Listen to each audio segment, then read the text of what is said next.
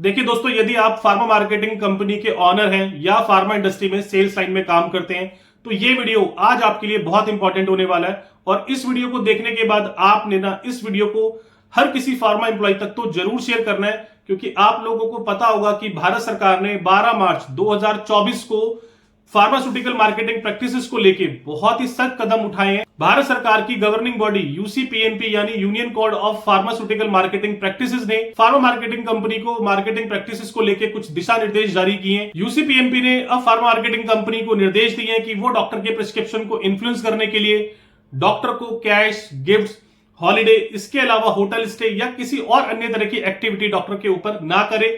इन सब चीजों को करने पे यूसीपीएमपी ने रोक लगाई। इसके अलावा जो अदर एक्टिविटी थी लाइक सीएमई, सेमिनार, इवन जो फार्मास्यूटिकल कंपनी छोटी मोटी गिफ्टिंग करती थी डॉक्टर को, इसके अलावा इवन सैंपलिंग तक पे भी रेस्ट्रिक्शन लगाई गई। इन सब छोटी छोटी चीजों के लिए भी ना यूसीपीएमपी ने सख्त कानून बनाए हैं, कुछ सख्त दिशा निर्देश फार्मास्यूटिकल कंपनीज को दिए हैं। और ये सब नियम ना आपके लिए एज ए फार्मा एंटरप्रेन्योर जानना बहुत जरूरी है कि यदि आपने अब इन नियमों का उल्लंघन किया तो आपके ऊपर कार्रवाई तक की जा सकती है। देखिए दोस्तों, इन्हीं यूसीपीएमपी की नई गाइडलाइंस की वजह से ना फार्मास्यूटिकल इंडस्ट्री में एक कंफ्यूजन का माहौल बना है। तो बने रहना दोस्तों मेरे इस वीडियो की आखिर तक, क्योंकि इस वीडियो में मैं आपको ये जो यूसीपीएमपी की नई गाइडलाइंस है इनको आपको बहुत आसान भाषा में समझाऊंगा। और इस वीडियो को देखने के बाद भी यदि आपके मन में इन गाइडलाइंस को लेकर कुछ भी कंफ्यूजन है, कुछ भी डाउट है, तो आप हमेशा मुझे जो ये मेरा नीचे दिया गया नंबर है इस पे मुझसे कांटेक्ट करके आप उससे पूछ सकते। बट अगेन दोस्तों, बिफोर स्टार्टिंग दिस वीडियो आप सब लोगों से मेरी रिक्वेस्ट है कि जो भी इस चैनल को पहली बार देख रहे हैं, सबसे पहले आप इस चैनल को सब्सक्राइब करें, लाइक करें, मैक्सिमम लोगों तक शेयर करें, ताकि इस चैनल के थ्रू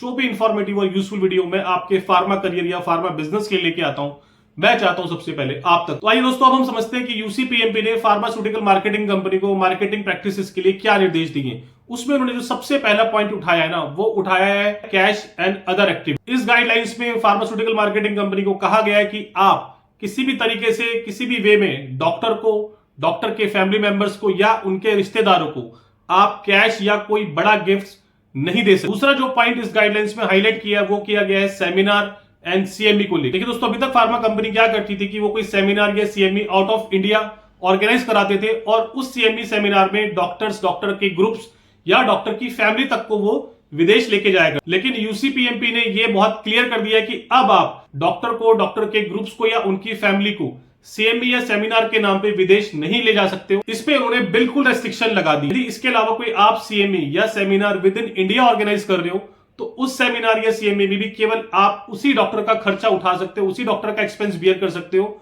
जो डॉक्टर उस सीएमई में आपका स्पीकर है। यानी आप केवल जो आपका स्पीकर डॉक्टर है उसी के एयर टिकट्स, होटल स्टे और अदर एक्सपेंसेस को बियर कर सकते। इसके अलावा जो बाकी सारे डॉक्टर्स उस सीएमई या सेमिनार में आएंगे उनको अपने खर्चे से उस सेमिनार या सीएमई में आना हो। आप अब उन डॉक्टर्स के लिए एयर टिकट या होटल स्टे ऑर्गेनाइज या अरेंज नहीं करा सकते। और इस सेमिनार या सीएमई को ऑर्गेनाइज कराने में आपका कितना खर्चा हुआ, कितने डॉक्टरों ने ये अटेंड किया, इसके अलावा ये पैसा आपके पास कहां से आया, इसकी आपको पूरी डिटेल अपनी वेबसाइट पे देनी। देखिए दोस्तों, जो तीसरा दिशा निर्देश आया है वो आया है स्मॉल गिफ्टिंग और सैंपलिंग। देखिए दोस्तों, यूसीपीएमपी ने अभी जो फार्मास्यूटिकल मार्केटिंग कंपनी द्वारा डॉक्टर को जो स्मॉल गिफ्टिंग दी जाती थी या सैंपलिंग दी जाती थी उसके ऊपर भी काफी सारी रेस्ट्रिक्शन लगा दी है।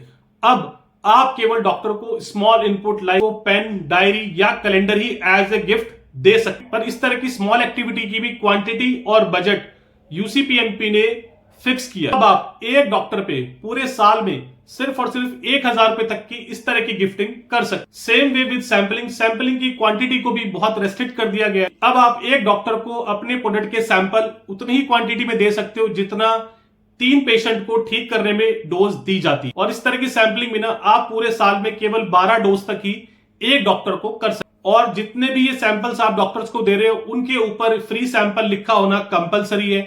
इसके अलावा आपने किस डॉक्टर को कितनी वैल्यू के सैंपल दिए, कितनी क्वांटिटी में सैंपल दिए, ये आपको पूरे साल का रिकॉर्ड मेंटेन करना होगा। और सबसे बड़ी बात, जितने भी आपने वैल्यू के सैंपल पूरे साल में बांटे हैं वो वैल्यू आपके टर्नओवर से 2% से ज्यादा नहीं होनी चाहिए।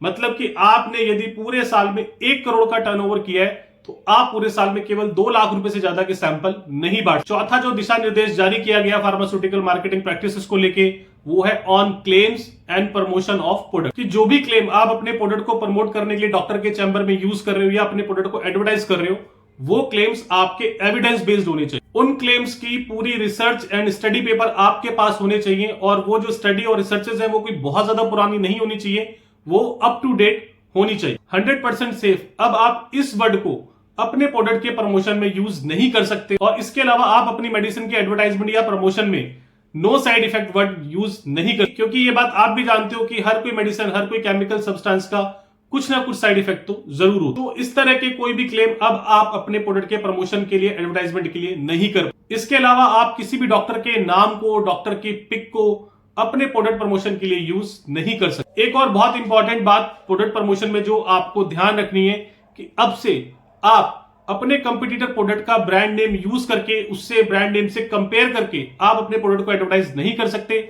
और यदि आप ऐसा करते हो तो इसके लिए आपको जो आपका कंप्यूटर ब्रांड है उससे रिटर्न में एक परमिशन लेनी होगी। पांचवें और आखिरी पॉइंट की मैं बात करूं तो यदि कोई फार्मा कंपनी इन रेगुलेशंस को, इन नियम को फॉलो नहीं करती है तो उसके ऊपर किस तरीके से कार्रवाई की जाएगी और उसको क्या सजा दी जा सकती है। तो देखिए दोस्तों, सबसे पहले जितनी भी फार्मा कंपनीज है और उन फार्मा कंपनीज की जो कंसर्न एसोसिएशन है, उन एसोसिएशन को अपनी वेबसाइट पे एक यूसीपीएमपी का एक अलग से सेक्शन बनाना होगा और उसको लिंक करना होगा यूसीपीएमपी की जो मेन वेबसाइट है उससे। दोस्तों, यदि आप इन दिशा निर्देशों का पालन नहीं करते हो, इन नियमों का यदि आप उल्लंघन करते हो, तो कोई भी व्यक्ति इस पोर्टल पे जाके या एसोसिएशन के पोर्टल पे जाके आपके खिलाफ कंप्लेन लॉन्च कर सकते। कंप्लेन लॉन्च कराने के लिए उस व्यक्ति को आपकी कंपनी का नाम, उस कंपनी के सीईओ का नाम और साथ में 1000 रुपए की नॉन रिफंडेबल फीस जमा करानी। उसके बाद जो यूसीपीएमपी के मेंबर्स होंगे वो इस कंप्लेन को इवैल्यूएट करेंगे, इस कंप्लेन को इन्वेस्टिगेट करेंगे। वो आपको एक नोटिस भिजवाएंगे जिसका जवाब आपको 3 महीने में देना होगा, और वो आपसे कुछ सपोर्टिव डॉक्यूमेंट्स मांग सकते हैं, वो कुछ डिटेल्स मांग सकते हैं उस कंप्लेन से एसोसिएटेड।